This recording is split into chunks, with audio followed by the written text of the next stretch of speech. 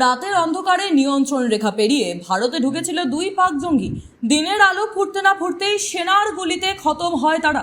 বুধবার সকালে জম্মু ও কাশ্মীরের পুঞ্চ এলাকায় কাসালিয়ান এলাকার সংঘর্ষে মৃত্যু হয় ওই দুই লস্করি তৈবার জঙ্গি। মঙ্গলবার গভীর রাতে পুঞ্চের জঙ্গল ঘেরা অঞ্চল দিয়ে নিয়ন্ত্রণ রেখা লঙ্ঘন করে ভারতে অনুপ্রবেশ করে জঙ্গিরা। বিএসএফ প্রথমে তাদের উপস্থিতি টের পেলেও রাতের অন্ধকার ও ঘন জঙ্গলের সুযোগ নিয়ে তারা পালিয়ে যেতে সক্ষম হয়। এরপর সেনাবাহিনীর হাতে অভিযানের দায়িত্ব দেওয়া হয়। শুরু হয় তল্লাশি অভিযান। সেনা উপস্থিতি টের পেয়ে আত্মগোপনের বদলে গুলি চালাতে শুরু করে জঙ্গিরা। সেনাও জবাব দেয় সমান তালে।